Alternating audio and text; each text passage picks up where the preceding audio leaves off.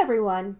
My name is Carrie, and I am interviewing CGFathom on September 4th, 2020 for the WiC Oral History Project.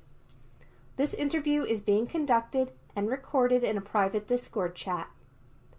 The recording will be made available for anyone interested on the Black Dragons Discord in the Oral Histories channel. Thank you for joining me today, Fathom. Thank you for having me, Carrie. I appreciate it. No worries. So you get the standard opening question of how do you pronounce your in-game name, and why did you choose this name for yourself? So you nailed it. It's CGFathom. Mm-hmm.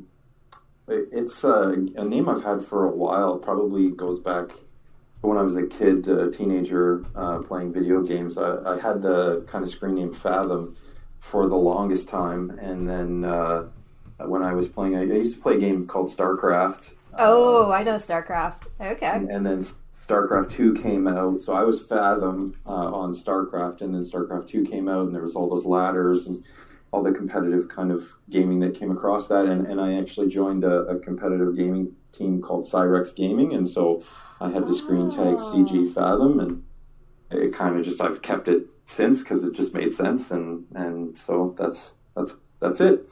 Do you prefer to be called CGFathom or Fathom, or you just don't care?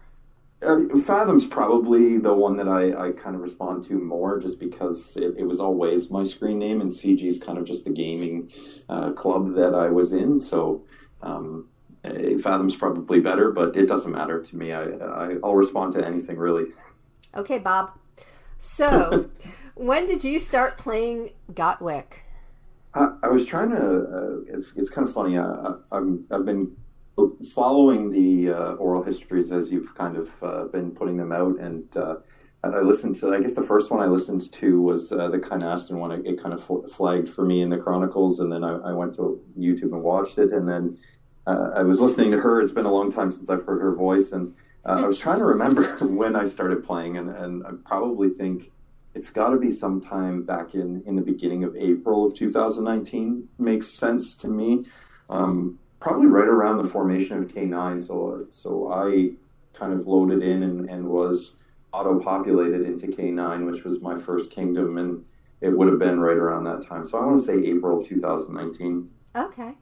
Was K9, you're saying K9's your first kingdom?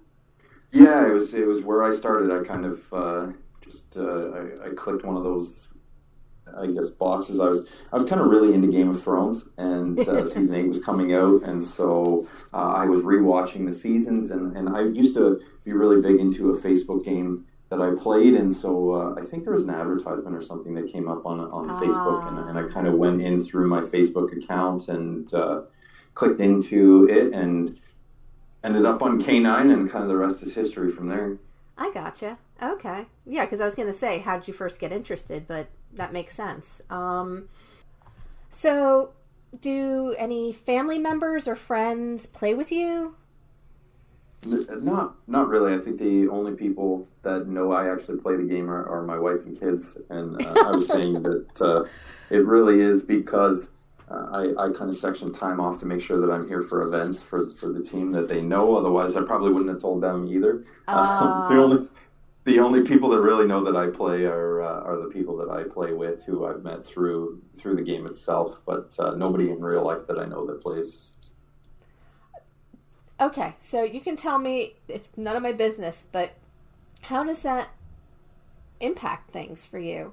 Like, you're not obviously the first person that has to balance game and family. And it sounds like your family is very supportive of you. So...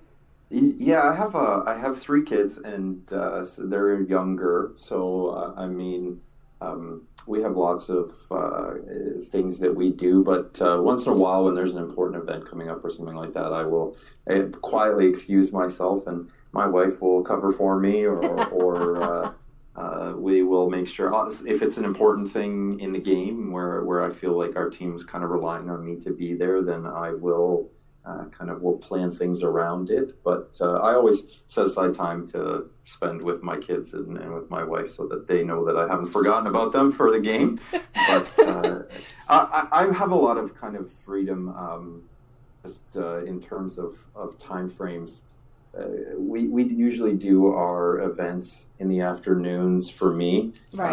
I'm in the Eastern Standard Time, and so we usually get the ACs at 3 o'clock in the afternoon. And I own my own company, so I'll be in the office kind of with my laptop in there. I've shuttered the door, and my assistant's holding my calls so that nobody bothers me. And that is a convenient way to do it. I like that. Yeah, and I'm sure that some of the people, like my business partner, he can hear me yelling through the wall about attacking a specific castle in Alliance Conquest or whatever the event may be. But because we do voice chat for that, so I'm sure that at some points my employees have given me funny looks because I'm sheltered in my office having these wild conversations with nobody else in there, but rally him! Yes, very, very much like that. But it's been very good. I mean, in terms of being able to kind of still participate with the team in events like that because I have that kind of flexibility. I understand. No, that's great that you've been able to find that work-family game balance. So you were saying your first kingdom is K9. What was the first alliance you were in? So I was trying to think of this too when I was listening to her oral histories, or Kynaston's oral histories. I'm pretty sure when I first joined the game, I loaded into, I don't know if it was Ven or Vex, but it started with a V, and it was the name of the alliance was essentially the name of the guy that created it, and then wait a minute, was it Lex? Lex? I don't think it was Lex. I know it started with a V. I think it was Ven. And then I was there for like a day and a half. And I had kind of started buying really early when I loaded in. I had come from a game on Facebook called Sparta War of Empires, where it was kind of a coiner fest as well. And so I kind of started off really quickly with the city, and I think it only took a day before I was the highest BR on the kingdom. Oh, wow. And so Joe was this big alliance at the time. I think they were the biggest alliance, and ridiculous now, given the perspective of the game. I think they were like 130 million BR or something like that with 100 people, right? But they came and asked me to join and said that they had this intention of taking over the kingdom once castles opened up for a castle siege. And so I joined, and I was there, and then Kynaston was, I can't even remember where she was at that time, but she was also on K9, and she was with a player named Joker, and I think they had their own alliance.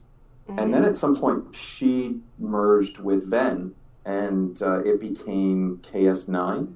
Yes. And she kind of took over, and then she just, I mean, you know the story of what happened. Her account went kind of into the stratosphere of what you could have at that time, and so we ended up as Joe losing Castle Siege to Kynaston, and then Joe quit and went to a different server. He basically said, "There's no way we can compete with her." Wasn't really willing to kind of go through the long haul and try to have a team fight. So he quit. And then Lun took over, and it became Lue. So LUE was the tag. And then I did not realize that. I didn't realize that. I thought Lue was built from scratch. No, well, I mean, within a couple of weeks of the kingdom being created, Joe had converted to Lue, and then we were there, and we kind of took over and tried to mount the defense of the kingdom, or I guess the counterpoint to what KS9 was. Right.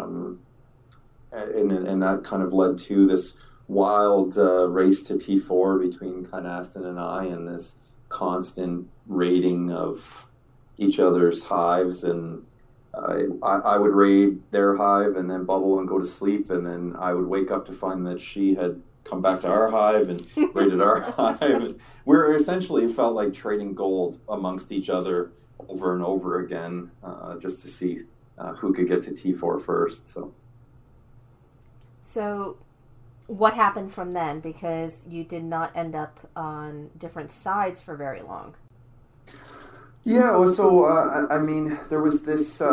We kind of hit T4 within a really shortened period of time of one another. I mean, she blew me out of the water in terms of once she got to T4, she kind of just kept going from there, and I kind of slowed down and was buying specific things that I wanted, even though they were probably the wrong things now looking back at the time. But she just kept going, and her account kind of blossomed from there. But we both hit T4 within probably a week of each other. I think she got T4 first, and then I got T4 about a week later or a week and a half later. Do you know how early into the game that was, approximately?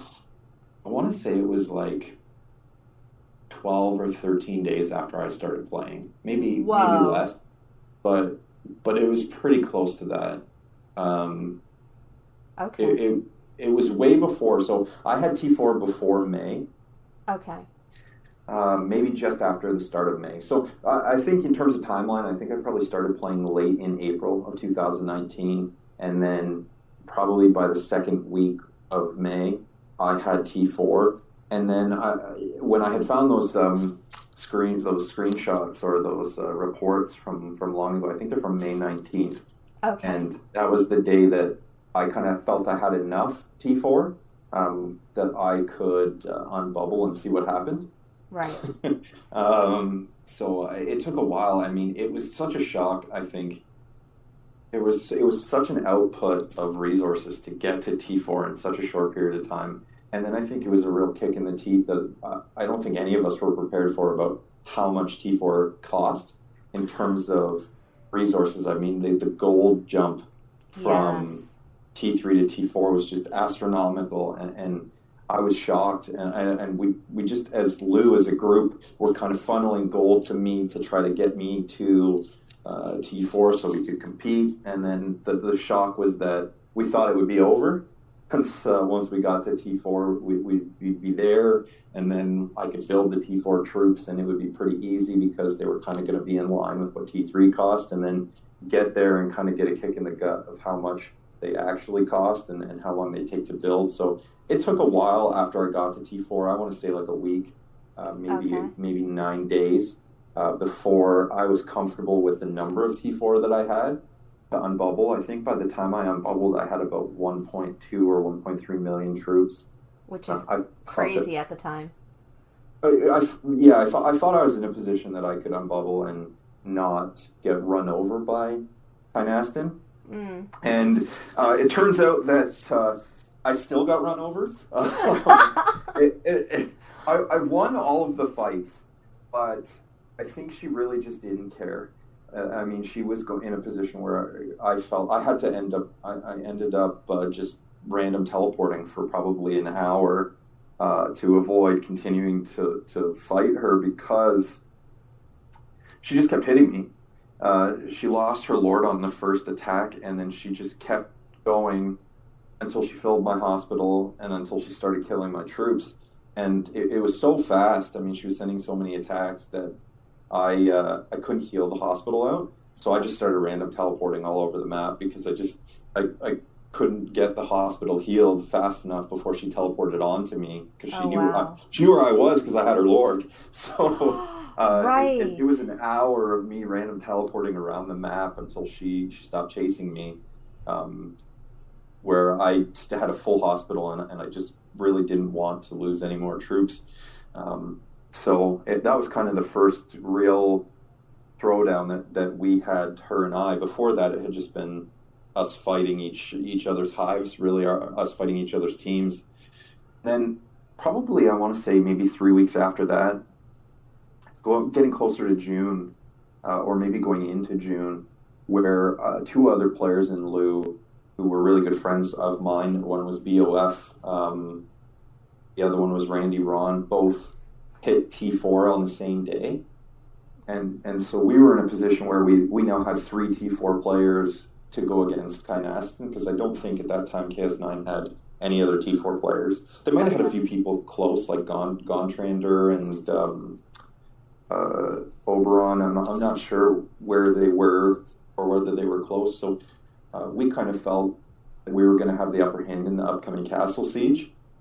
But I also had heard from other people kind of in the community of players about Kynaston, and she was playing the mobile game, and she was kind of a mega whale on the mobile game. And I had some idea of how big her account was going to get. And so we kind of took that opportunity to parlay our power spike, I guess if you want to call it that, right, of 3 players with T4 into a merger between the 2 alliances. And so at some point we started talking, and I think we ironed things out closer to the middle of June, and then we made the transition, and we became ECL. And all of the main players in Lou kind of transferred over, and then we became that whole new alliance. So there's a whole lot of back and forth that ends up happening during that time, because you got the ECL and the ECS. Now, I remember Marge telling me about how there was a little bit of resentment for the people that ended up in ECS, and how you guys tried to balance it was tough. It was tough. It was really tough because we at Lou, our decision was made because we were trying to protect the other players in Lou. Right. I think is the best way that I can frame our intentions. I mean, I know that it ended up with a lot of hurt feelings from a lot of people. There was a lot of feelings on the kingdom as a whole of betrayal from Lou, because we were kind of seen as the defenders of the kingdom, and KS9 was this big bad group, which could be no further from the truth. I mean, Kynaston's a great person. I mean, you heard it in her interview. Yeah. Very friendly. Everybody at KS9 was friendly when we were going into that. But we kind of, a lot of people felt betrayed by us in terms of us joining with them. Right. And kind of what happened after. There was a lot of hive burning and kingdom burning that occurred after the merger, because it was no longer a fight between Lou and KS9. It was just a fight between ECL and the server, really, for farming for gold and to try to get these players to T4. But there was a lot of, I mean, it was 2 full brand new alliances, right? I mean, we hadn't been in the game for more than maybe a month at that time, or maybe a little bit more than a month. And so there was a lot of people on both sides that were active and playing and kind of wanted to grow and wanted to be a part of ECL, because there was the advantages of being on a team with some spenders that included the gold chests that were coming, and the kind of the rebel leaders that were being taken down on a daily basis. And so there was a lot of active accounts that couldn't make the threshold that we set for ECL, and so they ended up in ECS, and it really did. I mean, ECS, some of those players left pretty quickly from ECS just because they weren't happy with what happened. And yeah, it does happen with mergers, right? Especially when you have 2 big teams that are full and kind of active. It was quite the transition. Well, I was remembering, though, one thing, like I said, that Marge had mentioned, though, was that there were people that were willing to move over to ECS and sort of forego those chests to help make ECS stronger. Do you remember that at all, or who it was that transferred over? Not really. I mean, it's been so long and so many different things that I vaguely remember kind of the discussions, but to be honest, most of that time I could go back through and look at the different chats and try to remember what's going on in there, but I know that there was quite a few people that we wanted to keep in BCL that ended up going to ECL that ended up going to ECS. Yeah. But I don't remember the reasons why, or if somebody volunteered. I can't remember. Okay. I just figured couldn't hurt to ask. So at that point, ECL is coming up on KVK, the first one. Yeah, the first ever KVK. I think it was July 4th weekend. Yeah. And we were, we were. Yeah, it was something. It was so new to the game. I just remember nobody knew what to expect.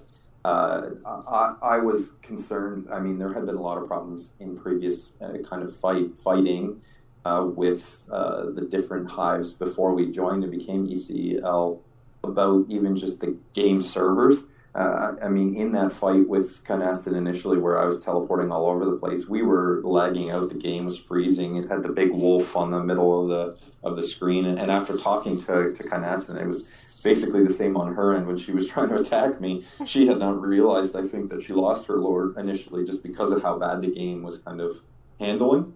Right. And so I was a little nervous about how it was going to play out with the Kingdom versus Kingdom. I mean, if the server can't even handle server fights directly on the server, how are you going to manage two servers joining together? But it played out okay, I guess, other than we were, I think, extremely unprepared for what the server versus server fights were. We had spent so much time on K9 fighting each other that we really hadn't practiced a lot of team fighting and kind of rallying. That wasn't done much prior to KVK the first time. We had spent most of the time solo raiding hives and Kynaston and I fighting each other, but we really hadn't joined up and rallied. And I think the best memory, or I guess the only memory that I really have from that KVK was within the first 14 minutes. I think Kynaston landed beside Lapis Lazuli from Red and immediately lost her lord to him in a single attack, and then we were trying to figure out frantically how to get her lord back because I don't think anybody really knew. And then I think we figured out that you could Tears of Lees her lord and she could get it back in an hour. But before that, we were trying to hit the player. We were trying to rally the player. We couldn't really figure out what to do. And then she was late for dinner, if I recall, and I think she said that on her interview too. I just remember her saying, "I gotta go. I'm supposed to be at dinner."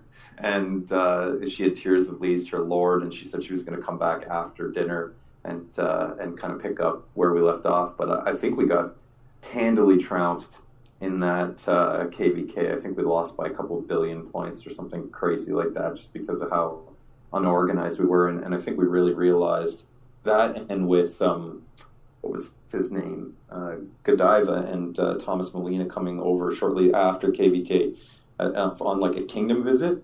Yeah. Paid the 90 scrolls, which was ridiculous at the time because there was no discounts on server transfers. It was an outrageous amount of money to spend just to transfer servers. They were trying to come recruit her, right?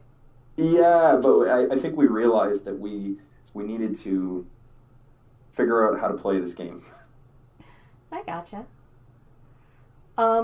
So during this time, shortly after the first KVK and leading into the second KVK, you guys kind of realized the kingdom was emptying out. Yeah, well, I mean, I think that was our fault.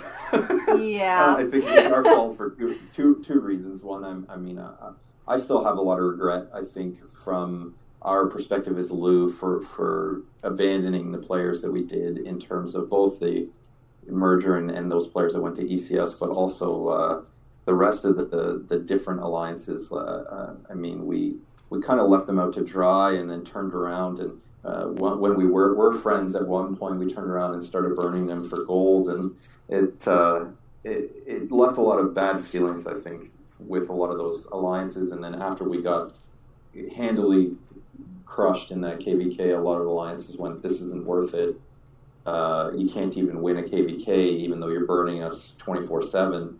We're leaving." And we lost Lou's alt alliance, which was called TAC at the time. Okay. It left. I can't remember what kingdom they went to. I know there was quite a few, like BDS left. Yeah. We left with AGL. So many of the alliances that were on the server left, and so we kind of realized it was time to go find a new home that was kind of busier, that offered us the opportunity to kind of learn the game at the higher level of fighting. And so we started looking for kingdoms. A few kingdoms were thrown around, and then I had heard about Calvin and how well he was running K8, and K8 was a really organized server, and so I suggested it, and everybody looked into it and was positive, and then we kind of reached out to K leadership, and they really didn't want us. To be honest, I mean, I remember the first introduction conversations going very poorly because they really didn't want us. I mean, the rumors that were coming off K9 at the time was that we were a mess, and we were happy to burn the entire kingdom for our own gains, and so it took a little convincing to convince them that we were the right fit, and eventually they kind of acquiesced, and we moved over there probably a week before, maybe 10 days before the second KVK, and kind of got settled in just before the second KVK happened. No, actually I think it was the third, because the second you ended up going against where we moved to, K19. And that was the early start. Oh, you know what? That was the early start KVK. That was the surprise. It's what, 8 hours early. That's still my favorite KVK by far.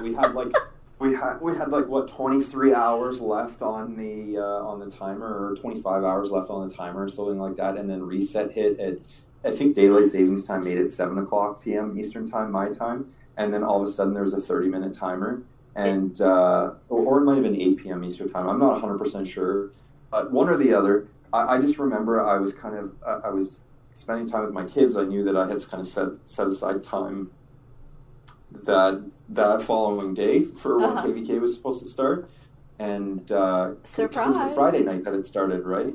It started for us, because I'm East Coast also.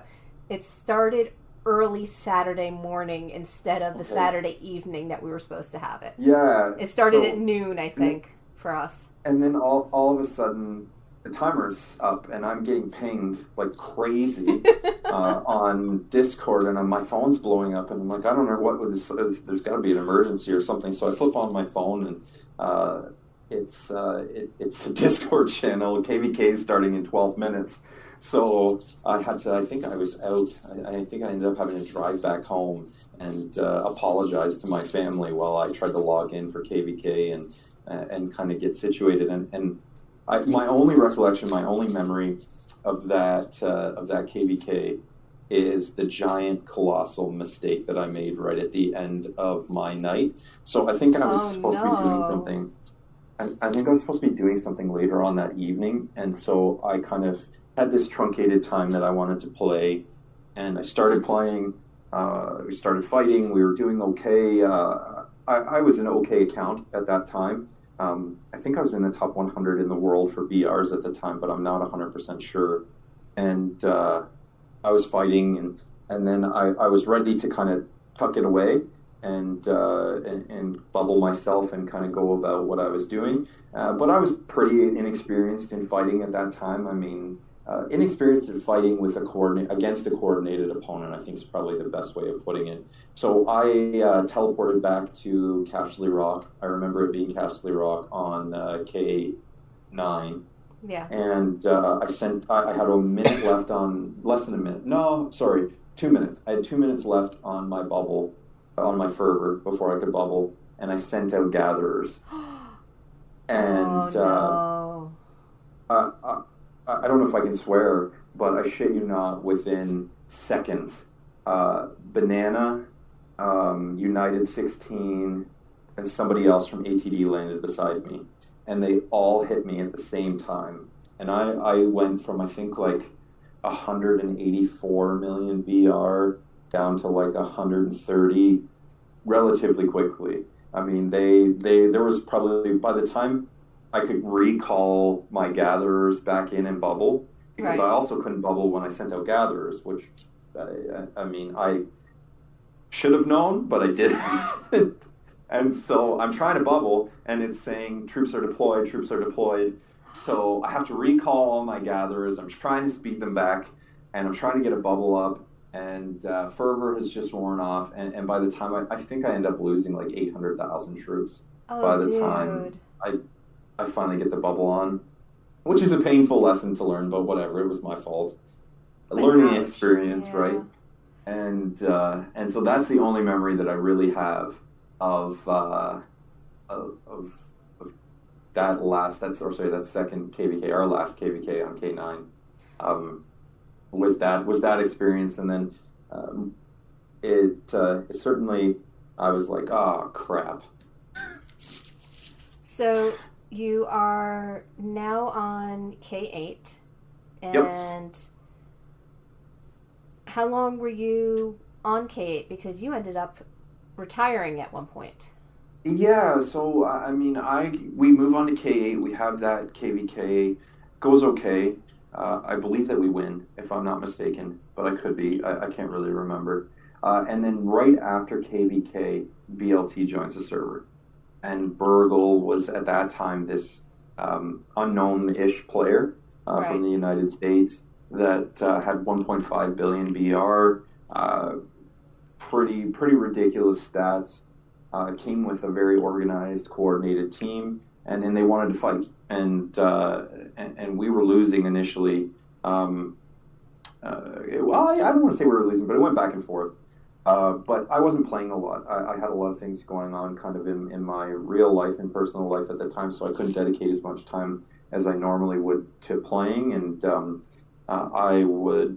we had protectors set up and things like that. But I think at that time I was around 260 or 270 mil BR, maybe a little bit more than that.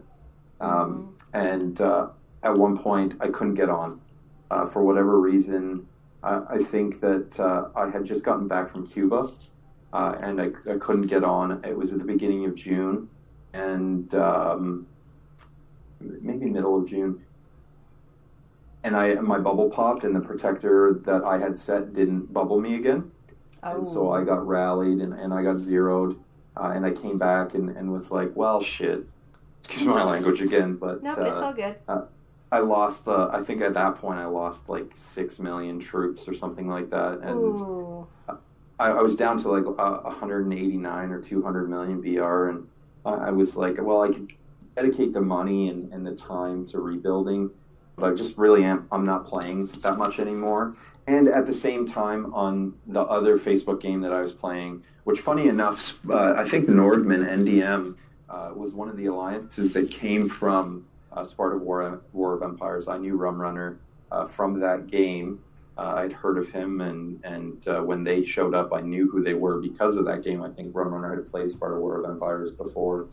Okay. The team that I had there wanted me to come back and play, and so that's a game where there's no risk of losing all of your troops, really. You can put them away and hide them, and they have no kind of vulnerability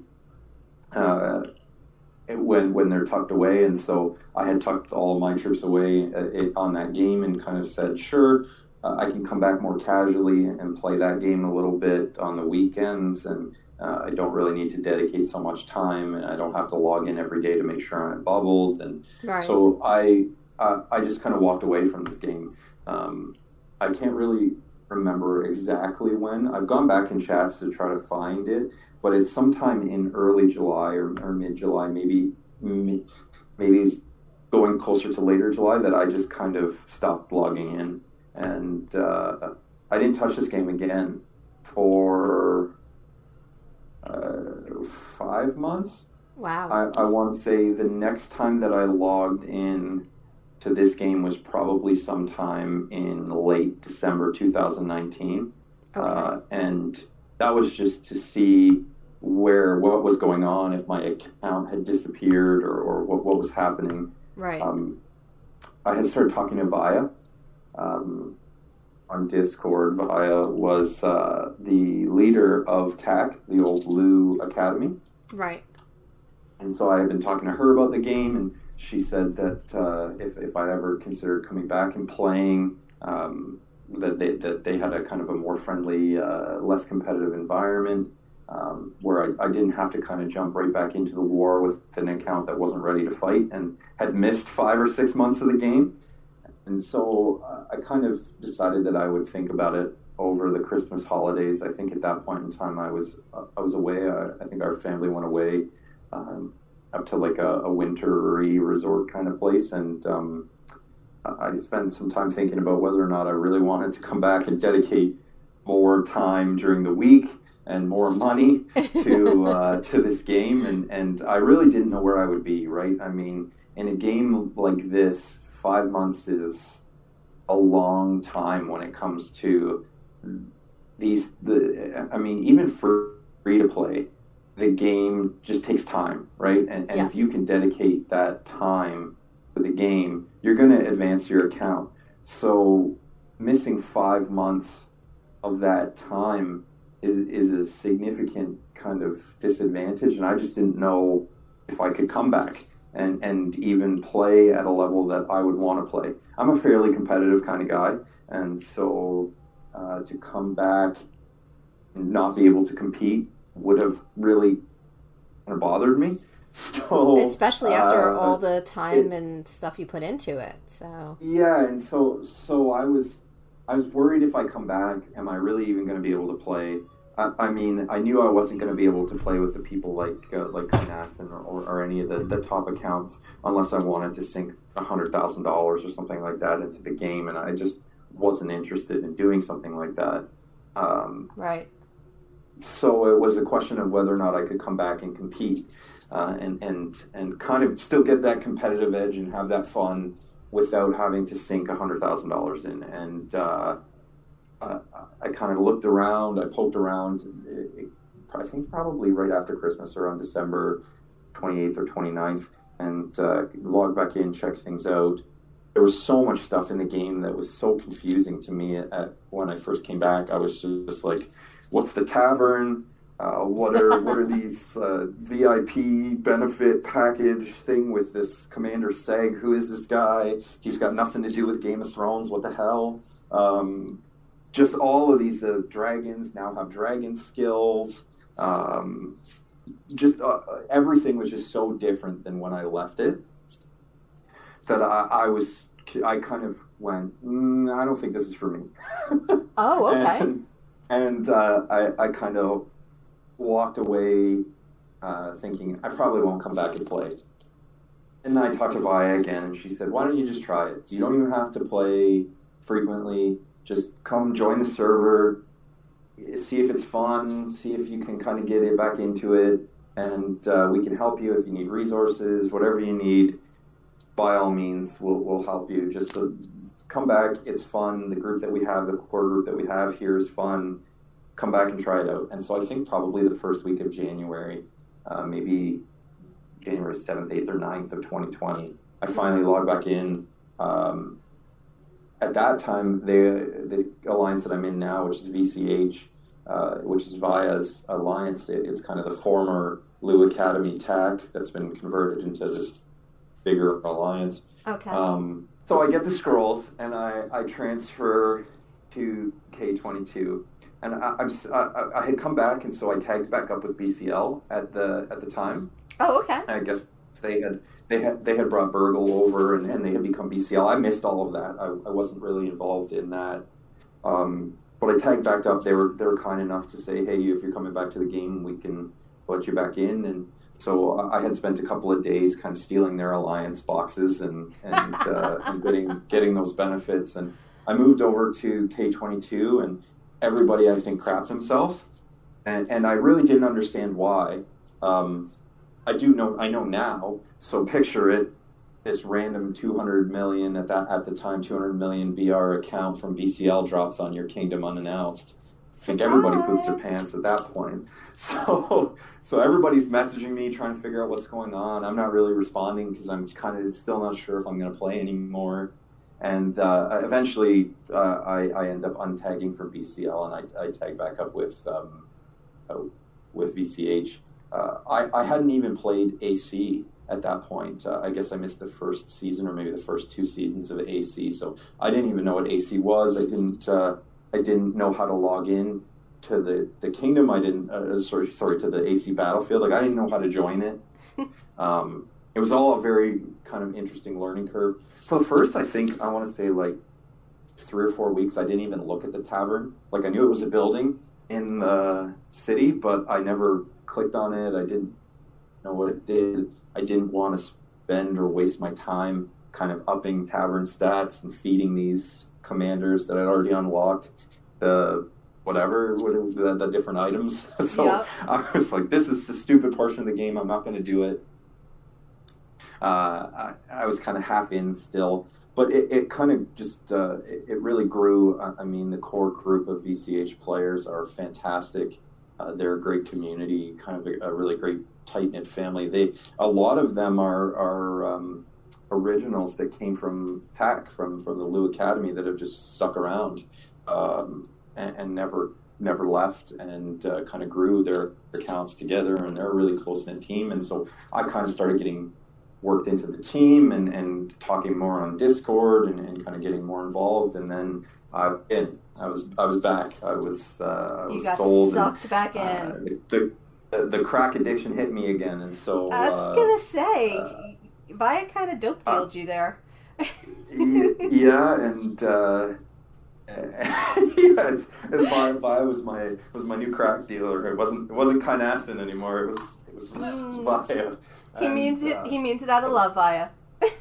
And so I started buying again, obviously, and finished all of the commanders that I hadn't finished, and then I started looking into what Tavern actually did, and started upgrading all the Tavern, and I sunk a good amount of kind of time and energy and resources into upgrading Tavern stats, and just trying to kind of bring my account back up to a spot where it was competitive, I guess, is the way I would put it, where it's I wanted to be able to compete. I mean, I'm never going to be in the upper echelon because I just really don't want to.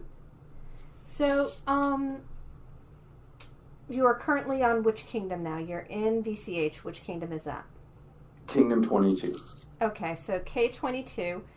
How is it different from your experience on K9 and K8? It's a good question. Thank you. When I first, I mean, it was an interesting kind of transition back into the game in January, and then the kingdom was in an interesting place. We had this.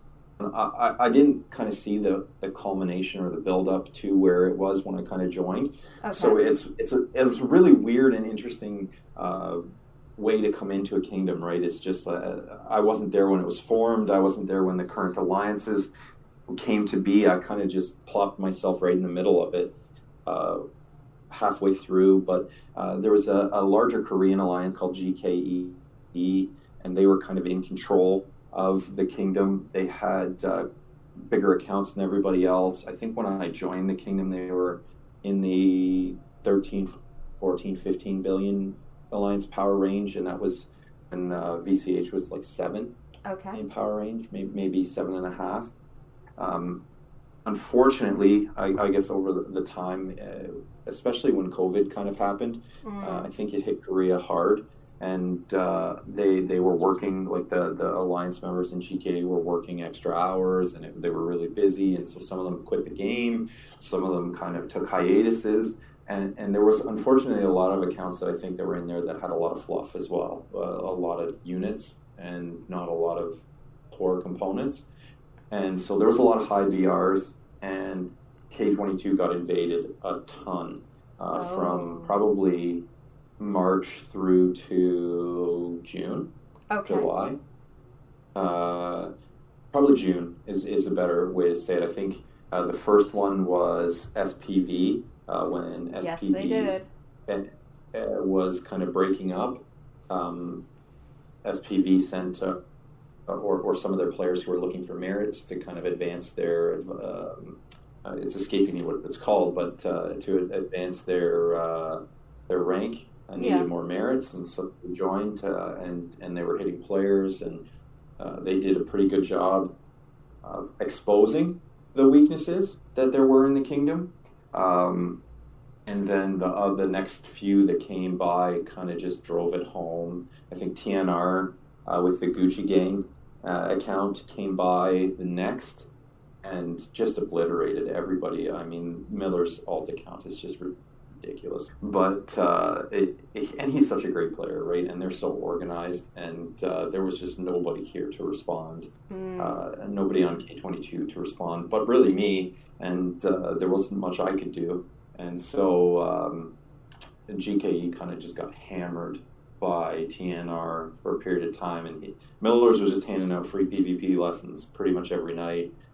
Every trick that he knew, I was watching him pull off, and you could just see it coming from a mile away on the screen. And because of the language barrier and the time, I mean, a lot of the things that happens in this game happen pretty quickly, and a lot of times, unless you're in a voice chat or you're talking to the person as you go, there's no way you can stop somebody from another alliance from making kind of big mistakes or diving headlong into decisions and then blowing up in their face. But I think SPV maybe knocked 500 million BR off of GKE, and then TNR came in and knocked 3.5 billion BR off of GKE.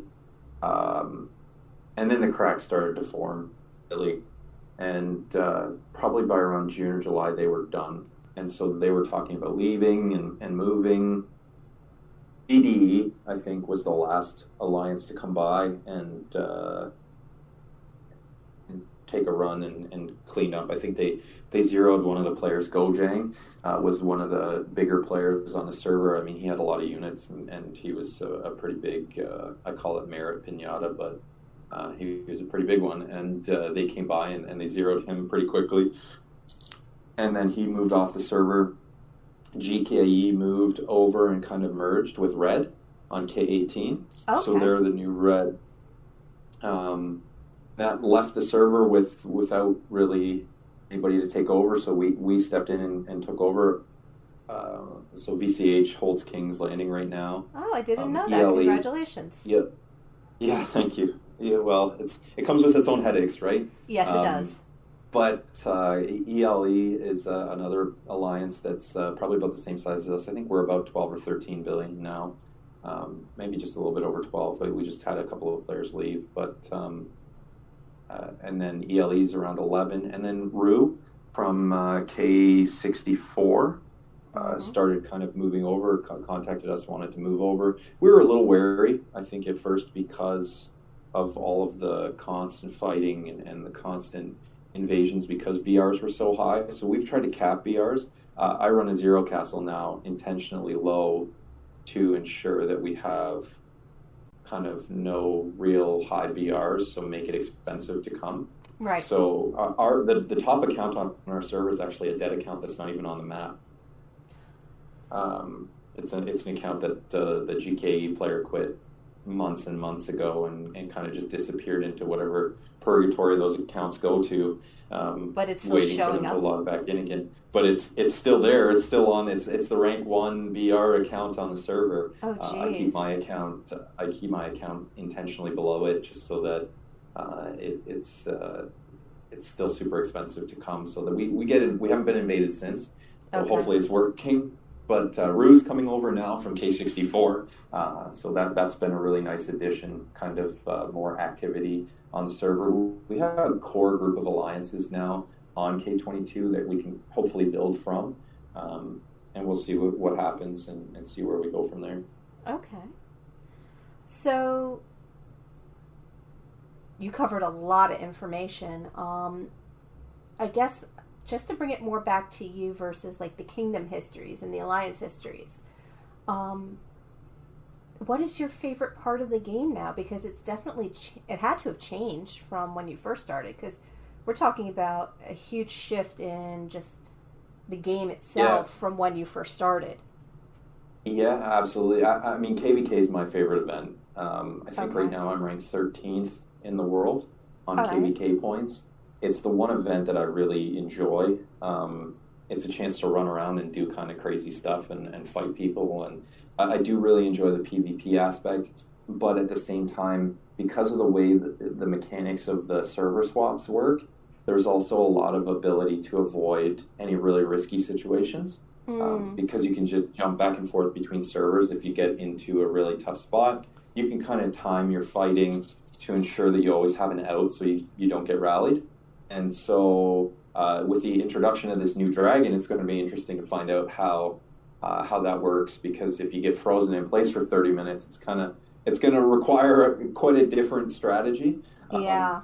But for the longest time, I've been able to kind of just do what I want within the confines of that event and the mechanics of how that event works. And so I tend to go a little crazy on that event. That's my favorite event that we have. I really do like killing stuff. In every game that I've played, even in the old Facebook game that I've have since quit to focus on this game, I just really enjoy killing stuff.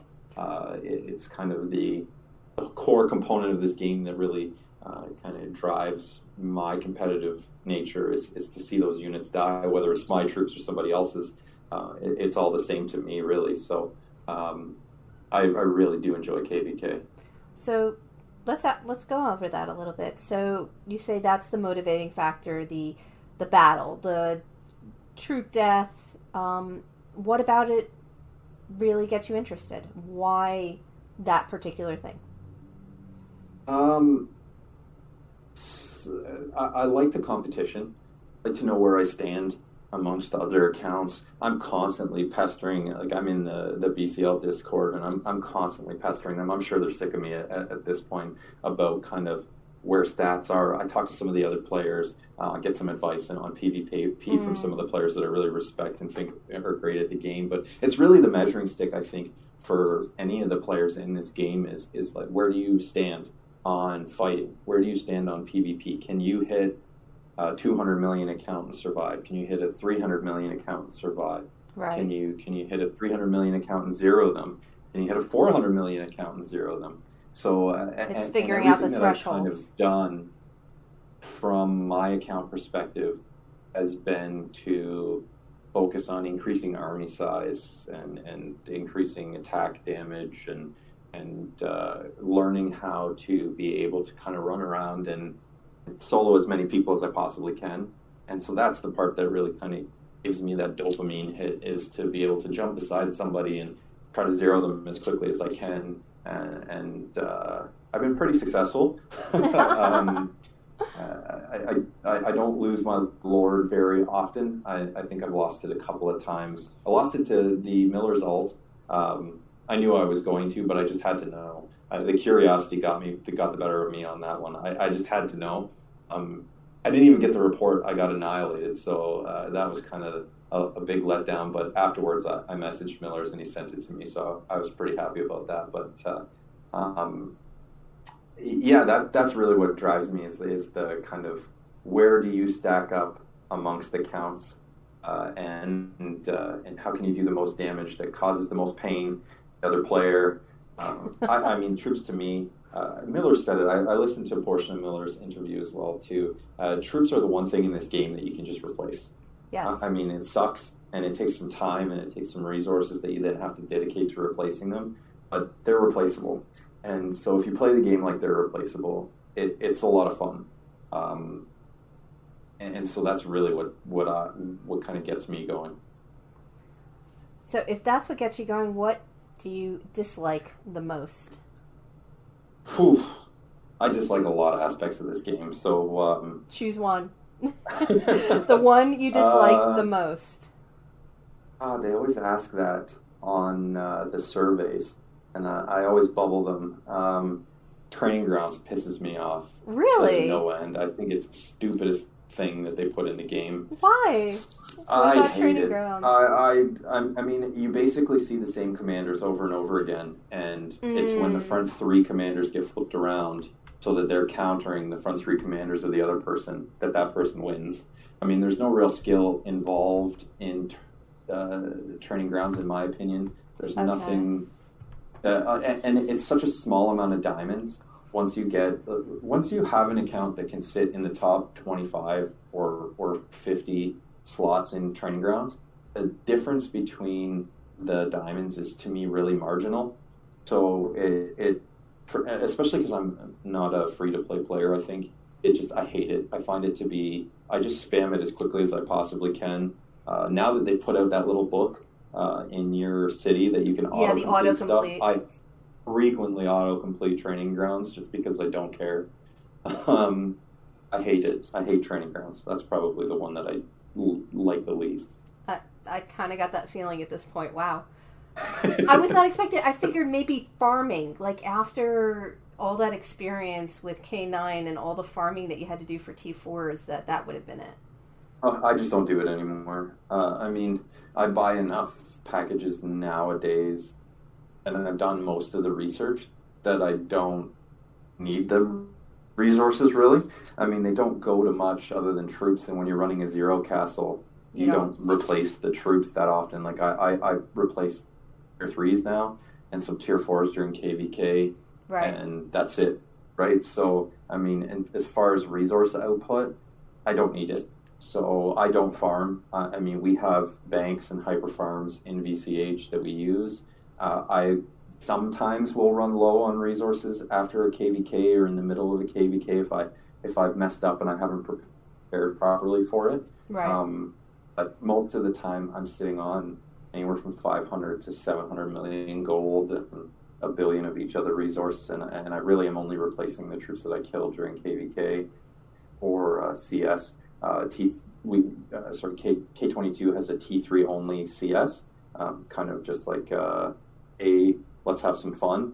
There's not a lot of fighting as we try to rebuild the kingdom. Hopefully we're going to institute, after KVK, we're going to start war days again. But right now it's just a T3 only CS. So, I mean, T3s are almost nothing but time to rebuild, right? So as far as resources go, I just don't farm. So it's hard to hate something that you don't do. Okay.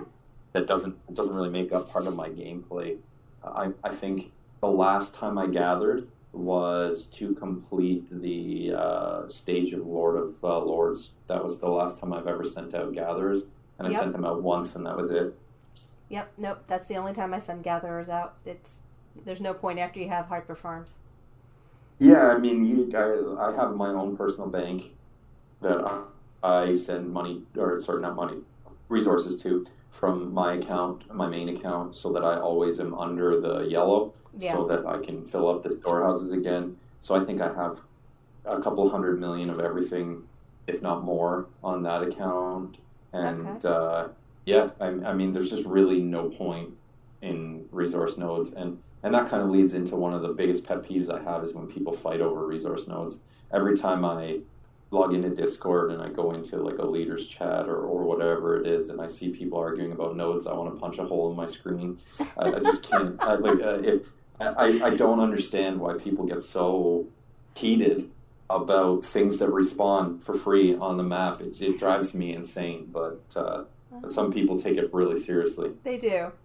Speaking from experience, oh my gosh, the drama. Okay, moving away from that topic, because this is about you, not me, because that would be a long discussion here. Wow.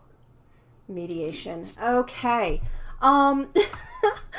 What do you believe is the key to a successful alliance?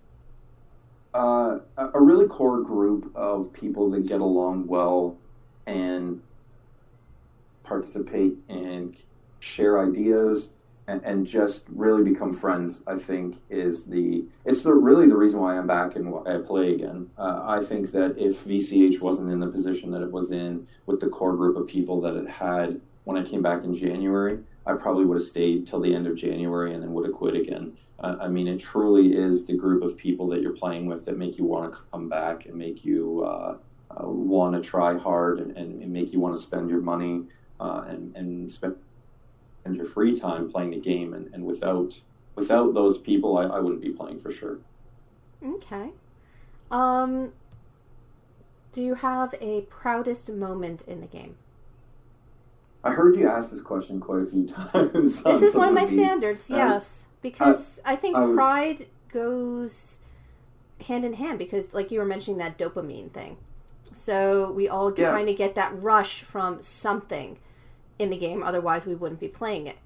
And it's just part of the gaming addiction. But, because it's a chemical reaction. But there's those certain moments that you just cannot help but just smile and remember. And I'm always curious as to what that is for each individual because it gives a very clear insight as to where their focus is. For me, it's our team. My proudest moments I probably have a few. My proudest moment I guess I can probably partially partition it into two different things. Okay. My proudest moment from the first part of the game, when I played before I quit, was when we as Lou were big enough and kind of and we were at that power spike, and we had kind of collaborated together as a group, and we got the other two accounts to where they were. We were sharing resources, and we were getting Randy and Ron and BOF to T4, and we got to that point where we could kind of parlay that into a merger that became ECL. I was really proud of the politics that kind of went on behind the scenes, and everything that happened to make that happen. Right. And then putting that behind me and saying, let's go, I guess, call phase 2 of my time in this game, it is some of the bigger achievements that we've had. VCH isn't a big alliance. I think, I'm not sure. I think my account's just over 650 million BR right now. Okay. And I think the next lowest, next highest in VCH is like 320 maybe. So we're not a huge alliance, but we definitely swing above our weight a lot. And so those moments where we succeed as a team during things like AC really kind of make me proud. I think the biggest one was either season 3 or what season of AC are we on? I have no freaking clue, dude. I can't even keep track of it anymore. I think it's the second one after I came back, so it's got to be 4 or 5. We ended up finishing, I think, 74th out of all the alliances. And nice. I think at that time we were like 9 billion power. So to be in the top 100 teams for AC with only 9 billion power, I was really proud of the effort that every player on our team kind of put forth to get there. We were turning up. We were kind of working together really well. And we were succeeding at competing with alliances that were far bigger. I think we had wins that season over like a 15 and 16 bill alliance that clearly should have wiped the floor with us on paper, but we managed to kind of work together as a group better and succeed. I gotcha. So at this point, you're pretty much fully back, right? Oh, absolutely. Yeah. I play all the time now. I think my wife hates this game. Oh, no. Do we need to revisit that earlier question of family and friends? Because well, I do dedicate time for both, but I mean, yeah. I think as they've rolled out more and more events that I really want to take part in, like AOTD is the stupidest event because there's no real point, but it gives some of the best free stuff that you can get in the game. Yes. That I like. I think she feels like it's every weekend. I'm like, hey, by the way, 3:00 Saturday, I got a thing. Or she's not wrong. Or it'll be like 8 p.m. Saturday, KVK starts. Sorry. She's not wrong on that. It is every single weekend. There is something. Yeah. So I think she is waiting for that time where I say, I'll sit this event out. And I think it's coming. I mean, we've participated in so many events. I think I'm almost burnt out. So after this KVK, I think I'm going to see whether or not I take a weekend or two weekends off and we can just spend some time together, her and I. But it's, I mean, I'm fully back. Okay. So there's a couple more questions and then we're going to start wrapping this up. First, and I ask everybody this, and it's a hot button question. Who do you admire in the game? And no, it doesn't have to be admire most, just a few people. Who do you admire? I have, there's quite a lot of people that I kind of look up to in the game for different various reasons. And they're not always the biggest accounts. Miller's is definitely one of the people that I look up to. He greatest PvP player probably in the game, I think, or close to. But it's all the other people that come along with him too, like Tanowin and some of the other accounts that are in TNR that just really have kind of come together as a group. A lot of players in BCL that I respect for their knowledge of the game and for what they add. I also have a lot of respect for people like Vaya, who's the leader of My Alliance, or people like you, Carrie, who add a lot to the community that is this game, because I think without the community, a lot of these people would leave. And so the chroniclers that are there, I have a lot of respect for the chroniclers, because they're trying to add something to create more community amongst the players. Those are the people that I really look up to in the game. Well, thank you for lumping me in there. That's nice. I appreciate that.